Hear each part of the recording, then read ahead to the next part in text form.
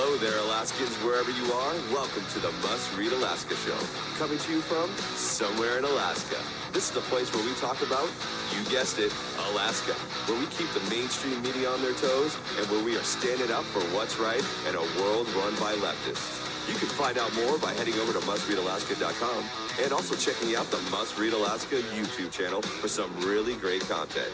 But first, let's get this party started.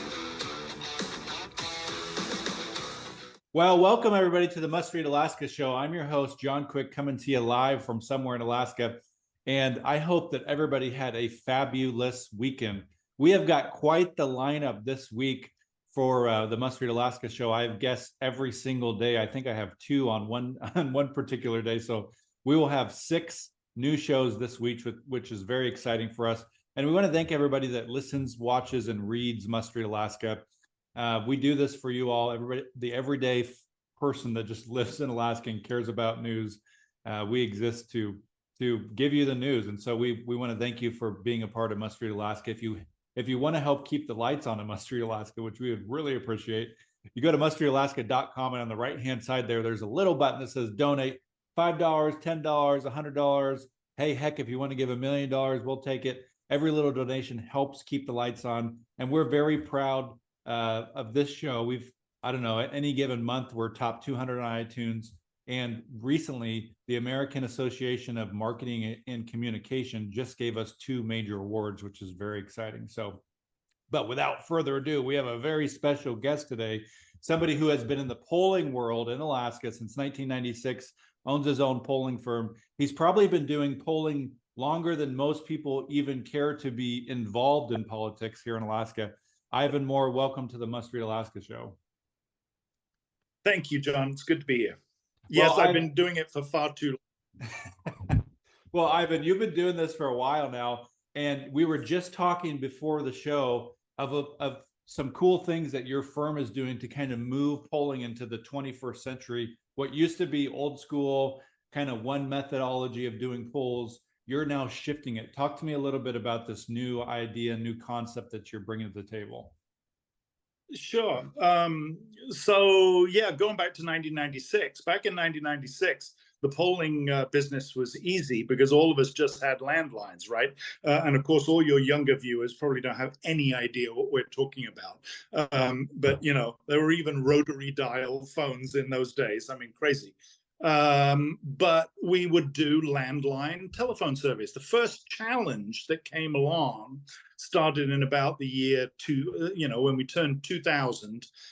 People started to get rid of their landline phones and adopt kind of cell only, right? And that posed a problem to us as to at what point we were going to start rolling cell phones in and how people would react when we called their cell phones. And it happened fairly shortly after that. And to our surprise, we actually found that people were pretty receptive. I mean, there were those usual ones who said, hey, how did you get my number? And what are you calling me on this line for? But not a lot, right? People, and I guess I figured that people who have cell phones, they kind of like talking on their phone. That's why they've got a cell phone. They can't leave it, right? They have to take it with them. So that whole shift to cell phone happened between like 2003 and finished in 2015, where I basically said it's not worth calling landlines anymore, and went to a 100% cell phone deal. So it took more than a decade for that whole shift to happen. But lately, last 2 or 3 years, we've moved completely from telephone methodology to doing text to online or SMS to web, actually MMS to web. We always use MMS, including a graphic. And people get that popping up on their cell phones and they click the link and do the survey online, which in a lot of ways, both for us and for the respondents, has advantages. Although it also has its drawbacks, particularly in people feeling safe, you know? And so we're going through a big kind of program of trying to educate people about what are good texts and what are bad texts and how to tell the difference and how to be in control of your safety when you get something coming up on your cell phone. So let's say I'm somebody who gets a polling text from you. Are you taking me then to a website, or do I do the poll right there in my text message? We always use the link that is on our website. So the link will say alaskasurveyresearch.com/survey or Alaska survey or something like that. And so that's one of the first lessons about how to tell a bad text. If you've got something coming through that's like bit.ly.com or some kind of shortened gobbledygook alphanumeric nonsense text, don't touch it, right? People have got to make the effort to make a text link look trustworthy, right? And if people want to go to alaskasurveyresearch.com separately and check out, they'll find a viable website. They find we've been in Alaska doing business for 27 years or whatever it's been, and they can make the judgment there. But of course, understandably, there's a lot of distrust out there. So people are still at that point where like everything that comes through on text is bad. And so that's what I'm to pull people out of. So tell me, you've been doing this since 1996. What are some of your favorite memories of doing polls in Alaska for the last, couple decades? Oh, heck. It's not my favorite memory, but I remember, oh God, it's so awful thinking back to it, but it's such a classic example. I was in the field with a survey in September of 2001. Oh, wow. The survey started on like September 8th. I kid you not. And it was about fire safety in Anchorage. And the number one question in the survey was, imagine you get up in the morning and you look at the newspaper and the headline says, "Disaster strikes Anchorage." What disaster do you think that would be? What's the first thing that comes to your head? And it was a great question because we wanted to see how many people said fire. Mm-hmm. At what level is fire in the kind of order of what people would expect if disaster struck Anchorage? The results was like 70+% was earthquake, right? But fire was 8-9%, something like that, was up in second or third place. So raising the visibility of that was interesting.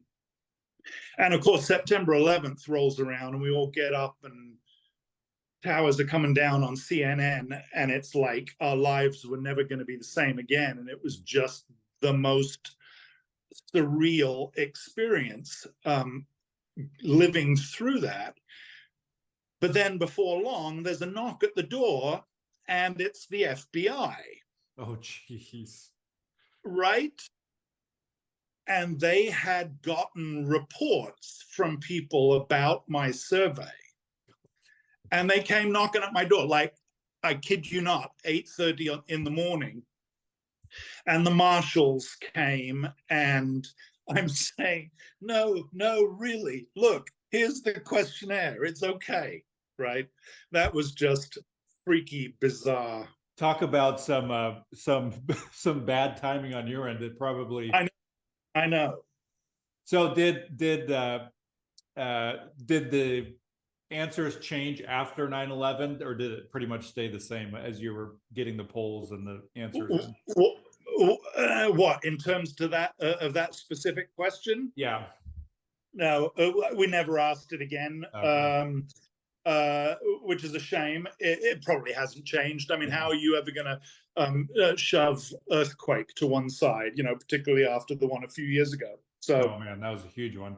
So yeah. Let's talk a little bit about some of these recent polls that you've done, which I think are fascinating. Let's talk a little bit about the Anchorage mayor one. Walk us through just kind of high level points on what you polled and what kind of the overall data was. Well, these particular poll results that I do are on our quarterly survey. Okay. And we've done these surveys regularly, both in Anchorage and statewide, every quarter, kind of on the nose since 2010. So we have tracks on going back that long. I think, in fact, the longest standing person on those surveys is Lisa Murkowski, because she's the only person who's been in office. So I've got a positive negative on Lisa Murkowski going back every quarter to 2010, which is kind of a scary amount of back data, right? And within Anchorage, we've asked about the mayor the last few quarters, and generally speaking, he's dropping like a rock. I mean, perhaps not like a rock, dropping like something lighter than a rock, but he's losing about a point of approval every month. And is getting to the point, it hasn't got any better since our last fielding, which was last month. Obviously, there was a fairly rancorous assembly meeting the other day, and Nikki Shibaka quit, and blah blah blah. It's just one problem after another, and so it really is getting to the point where he's in kind of crisis situation in terms of not getting reelected. I mean,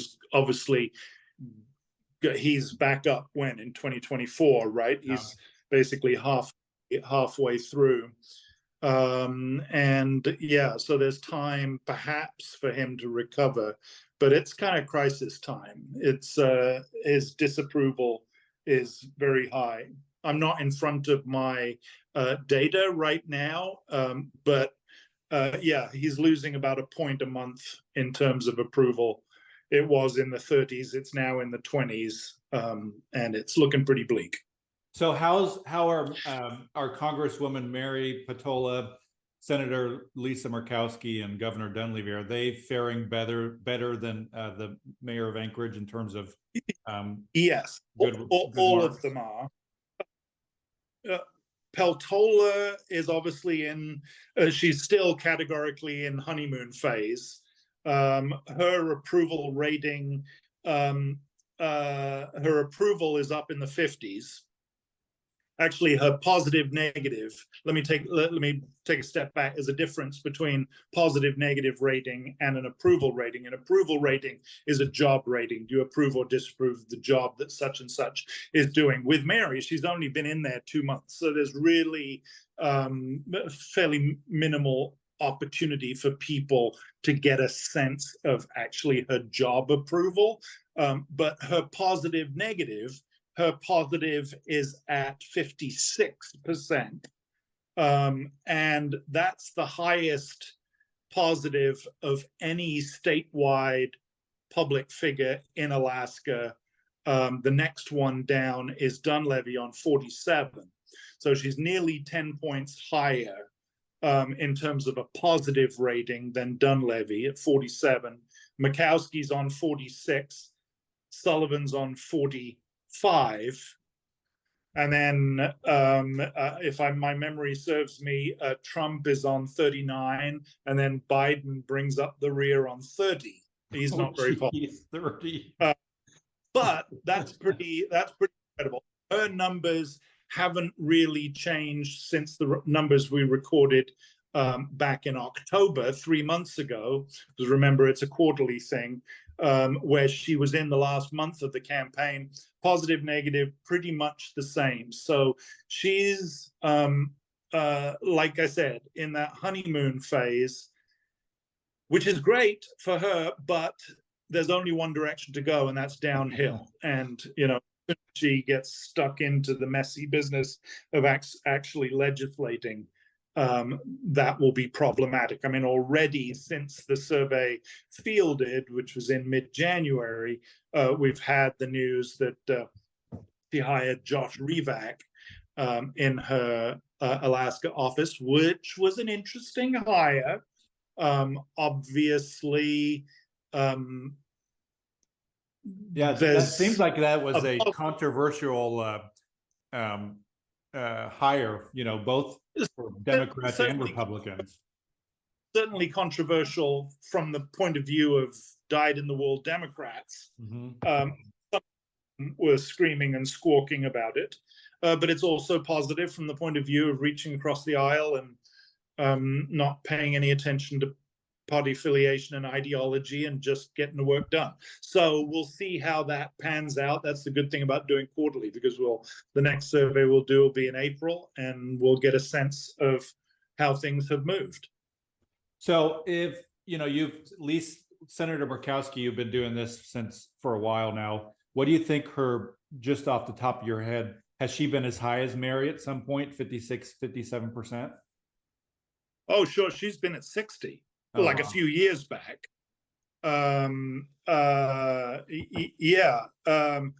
Most of the time, she was, positive in the low 50s, negative around 30, 35%. It's come down. Obviously, it's just been through a pretty brutal campaign. And just in the last kind of year or two has reached the point where the conservative wing of the electorate, which, depending on how you define it, is 25 to 35% of the population, just roundly despise her, particularly since she dodged a bullet this last election and actually managed to get reelected. So it's kind of tough to maintain a 50% positive when a third of the population hate you. Yeah, that's going to be tough. But yeah. she's very resilient, and she keeps winning, so she's doing something right for folks. Yeah, I guess. So let's chat about now that kind of the dust has settled in the November 2022 elections. What do you think this means for Alaska? We had the gamut of Dunleavy, who's unapologetically pro-life, to Murkowski, that's the moderate, to Congresswoman Peltola, who's unapologetically pro-choice. You have this huge gamut of folks that won these statewide elections under new ranked choice voting. What do you think this means long term for Alaska? This kind of schizophrenic last election. It's not schizophrenic. It's classic Alaskan, John. One of the first adages I ever heard when I got involved in politics back in the early 90s, right, was that as far as Alaskans were concerned, it wasn't about, it was about the person, not the party, right? Go back to Ted Stevens, forget party affiliation, do what's best for Alaska, right?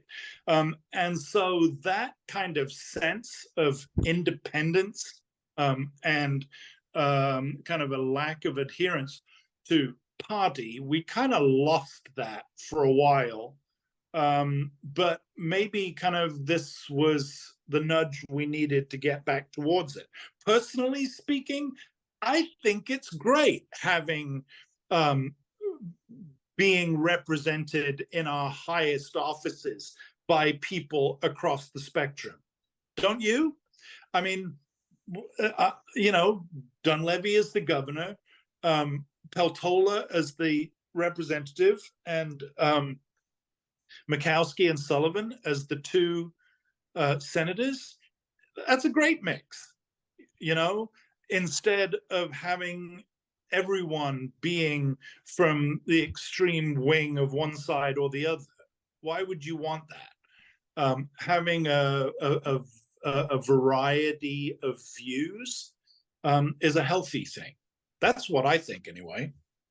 Well, part of what makes America awesome is that we get to come to the table with different viewpoints and have a conversation like this, and we don't have to face jail or consequences for doing right. it.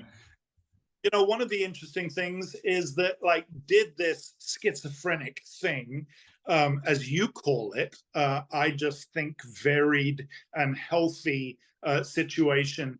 Did it arise because of RCV, or would it have done it anyway? I was actually asked on Twitter the other day, how do you think things would have gone if we'd had this last election under the old rules? And it was a very good question. Of course, there's no way of answering it because there's so many parameters that may have gone differently.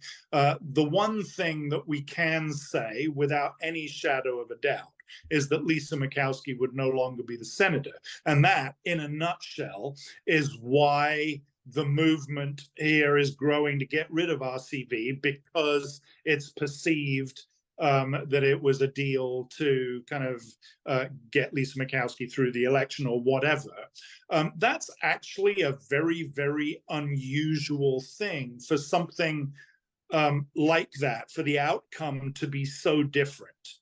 The Peltola against Palin and Begich situation is a little bit more tricky. If that had been a Republican primary, I think Sarah Palin almost certainly would have won. I mean, she beat Begich in the RCV, kind of getting second place over his third place kind of thing. And so in a Republican primary, she almost certainly would have won.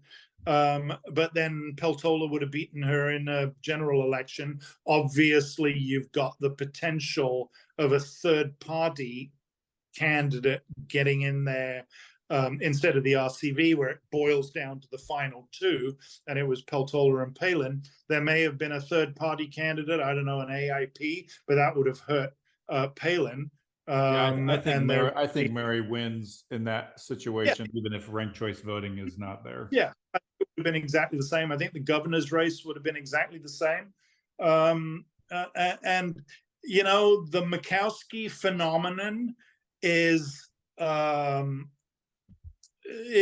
something that's always going to happen that way, right? The classic example that I love to bring up is 1994, when Tony Knowles first won the governorship of Alaska, beating Jim Campbell, the Republican candidate, and Jack Coghill, running as an AIP, the Alaska Independent Party candidate, pulled 13% in the general, right?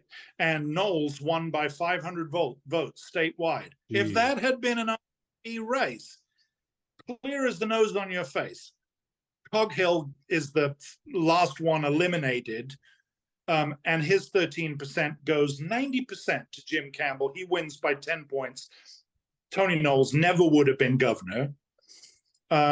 So, you know, it's a good thing. I mean, do people look back at that 94 governor race and think that that was an appropriate result for Tony Knowles to win the governorship with, like, whatever he had, 41% of the vote, and Coghill splitting the vote with the Republican? Well, I think it wasn't really. I think the tougher thing now these days is people just don't like to accept the end result, regardless of what party you're on. And right. That's a tough cookie to swallow, I think. So looking at it and blaming the Murkowski thing on ranked choice voting, throwing the baby out with the bathwater, which I think is a shame. And then, of course, the other thing that raises distrust, which I think was a stupid mistake on the part of the Division of Elections, who I thought did an awesome job all the way through that whole first ranked choice voting experiment. The mistake they made was the decision to basically not do the ranking, the elimination, until all the ballots had come in. So you got election. And then we got to wait 2 weeks for all the ballots to oversee. Yeah, did that sure piss everybody off? Yeah. Like, thought shenanigans were going on there because it was taking so long, and there's no excuse for it to go on this long. Blah, blah, blah. Why the Division of Elections couldn't, on election day, okay, here are the votes that have been received so far, because it's only like pressing the button, bloop, bloop, bloop, and this is how the elimination would occur if this data was final. Yeah. this person would be the winner. And then 3 days later, when there's an update of the vote, press the button again and see how, because that would have been so much better. I don't know why they made the decision not to do that. So, in your opinion, do you think ranked choice voting is the new law of the land, like meaning it's going to be here for the next 30 years? No, we asked a question. I've asked for 5 or 6 consecutive surveys whether people think that ranked choice voting was a good thing or a bad thing for Alaska, and it's always been close. Sometimes with good thing 1 or 2 points ahead, sometimes with bad thing 1 or 2 points ahead. Obviously, getting through the election season and the election last November and getting the first complete ranked choice voting election season under our belt, right, was an important point for people to be able to answer the question with that experience behind them, right?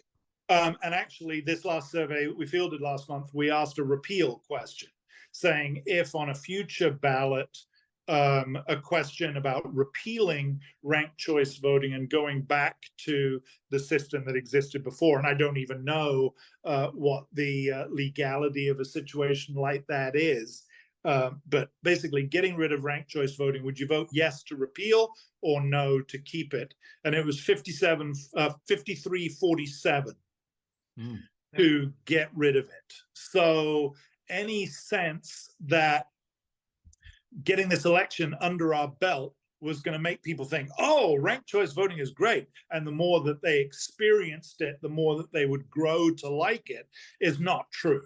If anything, it's got a few points worse, because of course it only passed by like half a point, right? It was very close when it passed, and now this last poll, 53% to repeal it. So it's going to be a struggle. The pro kind of defending RCV, loads of money will come in from outside, so they're hugely well funded.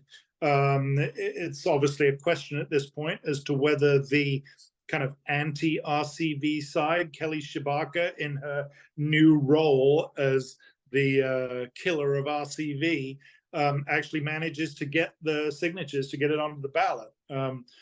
Getting a statewide initiative successfully onto the ballot requires a lot of money.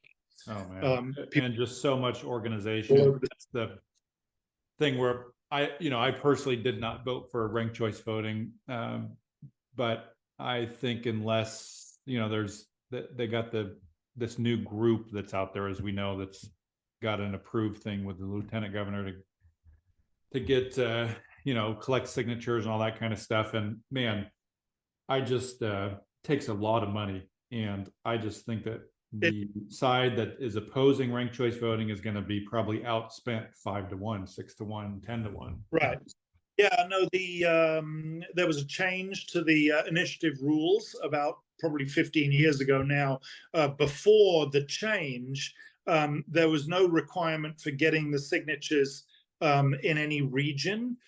So you could basically park someone outside the library for 3 weeks, and they could collect all the signatures there. And, there were the hot spots. People would go out to the airport. People would go kind of like on the Sky Bridge from the Fifth Avenue Mall over to the garage, right? And those kind of good places where you could collect signatures and set up your ironing board. But then the change that got made required that the signatures that you got be from people all around the state, right? Which I actually like. So there was more of a requirement that people had to jump through to get a certain number of signatures from a majority of the House districts around the state, which made it more complicated. So Ivan, we'll see. It'll always be close. So we 40 minutes went by quick. I'll tell you that much. Hey, you haven't. Why I'm wearing a Pink Floyd T-shirt. Tell us about your Pink Floyd T-shirt. My daughter actually has a similar T-shirt. Pink Floyd is we like Pink Floyd in my household. Yeah. Well, we're just two lost souls swimming in a, aren't we, John? No, because I asked a question. I don't think it was this last time. I think it was the time before that on the Alaska survey, which was the question to end all questions. Which do you prefer, Pink Floyd or Led Zeppelin? Ooh, and that's a tough one. I'm not going to tell you the results because what we're actually doing is I'm enjoying asking more questions like that, kind of fun questions. Another one we asked is kind of like, do you have a tattoo anywhere on your body? That one is very interesting and varies in a fascinating way by age and also by party affiliation. And those kinds of results, those kind of fun things that make polling cool, we're going to turn into little videos and stick them out on the old social media. So the Pink Floyd will be one of the first ones that we do. And so stay tuned for that. Stay tuned. Ivan Moore is making polling cool again. I love it. No, Ivan, tell us, somebody wants to hear about what you're doing. Tell us about where they can find you on the website, social media, and all that kind of stuff. If they want to sign up for your newsletter, where do they find you? Right. On the World Wide Webs, it's alaskasurveyresearch.com, Alaska Survey Research, all one word, .com. And I put out a lot of survey results on the Twitter, and my handle there is @IvanMoore1. So if you're on the twits, come and follow me. That's usually where people see things first. Twitter's a great thing. I mean, only kind of 4 or 5% of the population is on it, but just about every journalist, of course, say what you want about the changes Mr. Musk has brought to Twitter, but it's still a great thing. Yeah. It's my preferred social media. I'm also on the Facebook and put stuff out there occasionally. You can just search for me, personal account on Facebook or the Alaska Survey Research account. So come follow. Nice. Well, thank you so much, Ivan, for joining us. Well, you're welcome back anytime. We'll probably have you on here again in the next couple of months. And thanks everybody for tuning in to the Must Read Alaska show. We really appreciate folks tuning in and listening, watching, and reading. From the millions of views that we get every month on our website to the lots of you that listen to the show, to we even have an app. So if you go to the App Store on the iTunes or Google Play, just type in Must Read Alaska, and you can get our app for free right there to get news delivered right to your phone and cut out all the noise that you'd maybe find on Safari or another website. You can get the app for free. It's always for free. So go down and download it. The app is yours. So until next time, I'm John Quick from somewhere in Alaska, and you're going to want to tune in all week because we got 6 guests this week. Thanks everybody for tuning in. Have an awesome rest of your day.